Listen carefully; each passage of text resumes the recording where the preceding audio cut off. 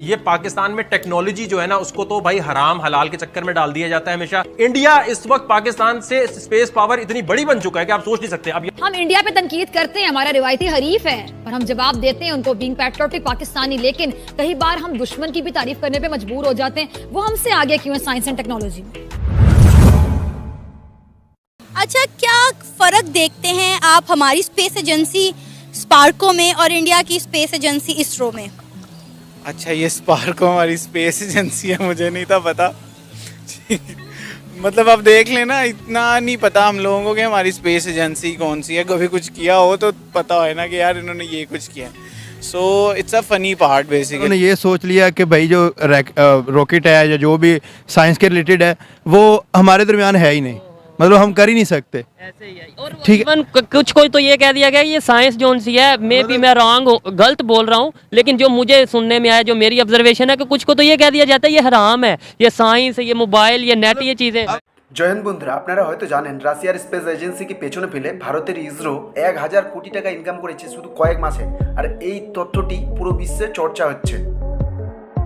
अगर हम अपनी नेबर कंट्री भारत के स्पेस प्रोग्राम की बात करें, इंडियन स्पेस रिसर्च ऑर्गेनाइजेशन की अगर बात करें, तो सैटेलाइट जो है वो लॉन्च की गई। भारत के स्पेस प्रोग्राम की बात करें तो अब तक भारत जो है वो 350 से ज़ायद सैटेलाइट जो है वो लॉन्च कर चुका है अपनी कंट्री के अंदर।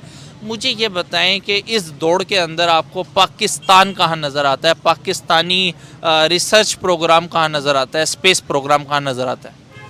पाकिस्तान में तो आई थिंक एक स्पार्को के नाम से कंपनी है, वो इसके ऊपर थोड़ा काम करती है, पता नहीं वो भी बराए नाम है। सैटेलाइट तो हमारे लॉन्च नहीं हुए, तो असल में गवर्नमेंट ही इंटरेस्टेड नहीं है।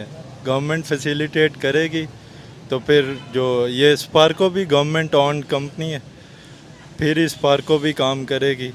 और थोड़ा प्राइवेट भी काम कर रहे हैं, जैसे अमेरिका में एक बहुत बड़ी ऑर्गेनाइजेशन है नासा, इसरा के नाम से, उनके साथ उन्होंने ये लॉन्च किया है। इसी वाले से मैं पाकिस्तानियों से सवाल पूछ रहा हूँ कि अगर पाकिस्तान की बात की जाए, हम सैटेलाइट लॉन्च क्यों नहीं करते? मतलब करते होंगे लेकिन कभी नज़र नहीं आती। अगर इसरो की और स्पार्को का कंपैरिजन किया जाए, क्या कंपैरिजन आपको लगता है? और टेक्नोलॉजी में हम अगर पीछे हैं तो क्यों पीछे हैं? मुझे लगता है कि हम टेक्नोलॉजी में इस वजह से पीछे हैं क्योंकि जो अगर पंजाब यूनिवर्सिटी का स्पेस साइंसेस डिपार्टमेंट देख लिया जाए, बहुत ही खस्ता हाल में है। वो मेरे ख्याल से जो स्पेस की आज जैसे इलोन मस्क बहुत काम कर रहे हैं स्पेस पे, स्पेस के बाकी जो मुल्कों के डिपार्टमेंट्स हैं उनका मेरिट बहुत हाई होता है। लेकिन आपको बताता चलूँ साथ ही कि इंडिया की प्राइवेट कंपनी ने रिसेंटली स्काई रूट नाम है, तो उन्होंने एक सैटेलाइट लॉन्च की थी पिछले हफ्ते, ठीक है, विक्रम एस के नाम से, मतलब प्राइवेट कंपनी में। और हमारे यहाँ पे गवर्नमेंट लेवल पे नहीं काम हो पा।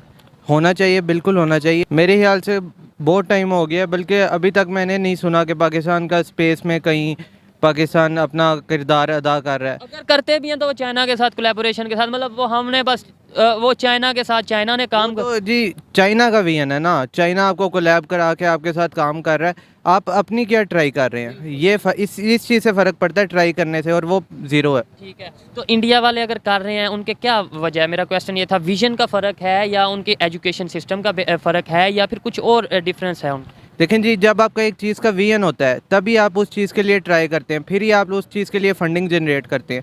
जब आपका विजन नहीं है तो आप लोग कुछ भी नहीं है। विजन स्टार्टिंग पॉइंट है और उसके बाद बाकी सारी चीज़ें आती है कि आपने उसको किस तरह प्रोसीजर को लेके चलना है। अब आज से कुछ महीनों पहले आपने सुना होगा कि बनवेब नाम की यूके की कंपनी के लिए इसरो ने सैटेलाइट लॉन्च की थी, और हाल ही में एक बार फिर से इसरो ने इसी कंपनी के लिए 36 और सैटेलाइट लॉन्च की हैं। और बनवेब की इन टोटल सैटेलाइट को लॉन्च करने से इसरो की 1000 करोड़ रुपए की कमाई हुई है, जो कि भारत के लिए एक बहुत ही अच्छी बात है, क्योंकि इस साल जो भारत का बजट आया था उसमें पहले से ही इसरो का बजट कम कर दिया गया था। और ऐसे में अगर इसरो अपने बजट के लिए खुद कमाई कर रही है तो ये भारत के लिए एक बहुत ही बड़ी गर्व की बात है। बेसिकली बनवेब एक सैटेलाइट इंटरनेट प्रोवाइडर कंपनी है जो कि दुनिया भर में अपने सैटेलाइट के माध्यम से इंटरनेट की सेवा को बेचना चाहती है। इसके मेजॉरिटी शेयर भारतीय इंटरप्राइजेस लिमिटेड के पास हैं, जो कि एयरटेल के मालिक हैं।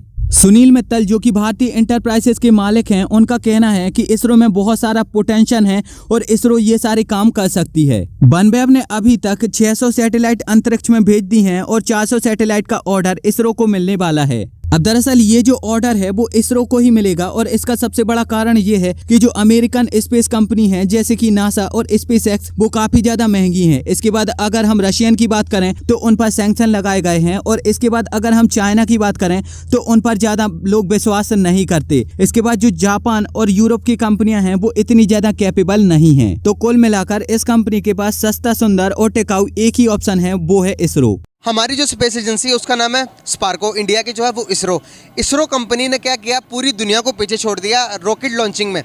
रॉकेट उन्होंने अपना लॉन्च किया जिसके अंदर 36 सैटेलाइट्स थे जो कि खला में भेज दिए, जो कि यूरोप ने कहा था। यूरोप ने ये कहा कि यूरोप के पास भी उस किस्म की टेक्नोलॉजी मौजूद नहीं जो कि इंडिया के पास है।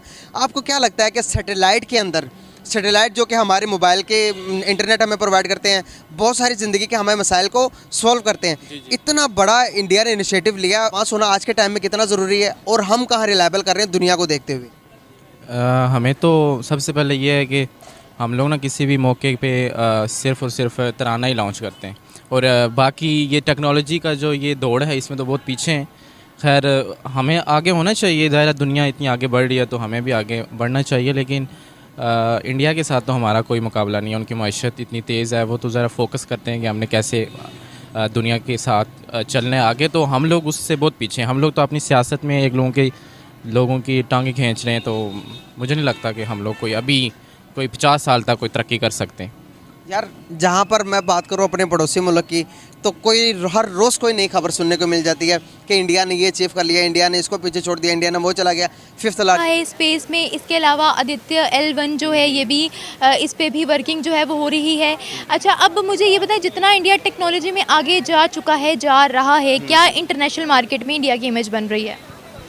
ऑफ कोर्स देखें, वो इतना कुछ लॉन्च कर रहे हैं, उनकी ज़्यादा इमेज बन रहा है। हम वही पीछे आपस में लड़ाई झगड़ों में लगे हुए हैं। गवर्नमेंट के हालात देख लें, किस तरह गवर्नमेंट आई है और जो हालात चल रहे हैं। अब अपोजिशन में पहले वो थे, वो बहुत एक दूसरे की टांगें खींचना कर रहे थे, और अब ये हो रहा है। अगर ये चीज़ें सब छोड़ दी जाएँ तो हमारा मुल्क भी जो है ना आगे की सोचे। अब यानी एक गवर्नमेंट आती है, वो ये चाहती है कि जी हम पिछली गवर्नमेंट का रोना रोते रहे, उन्होंने ये कर दिया। पाकिस्तान की बात करें आप? बिल्कुल पाकिस्तान की बात कर रहा हूँ कि ये कर दिया, वो कर दिया। तो अगर यानी ये सब चीज़ें छोड़ के, जैसे अमेरिका यूरोप में वो लोग, उन्होंने ये चीज़ें कब की छोड़ दी हुई हैं कि लेग पुलिंग छोड़ दी है। उनको ये है कि हमने आगे बढ़ना। তো বন্ধুরা, ভারতের ইসরো প্রত্যেক বছর নতুন নতুন ইতিহাস তৈরি করবে এবং ভবিষ্যতেও করবে। যদি ভিডিওটি ভালো লাগে তাহলে অবশ্যই চ্যানেলটি সাবস্ক্রাইব করে দিয়ে পাশে থাকা বেল আইকনের ঘন্টাটি বাজিয়ে দেবেন, যাতে করে পরবর্তী ভিডিওর নোটিফিকেশন আপনার কাছে পৌঁছে যায়।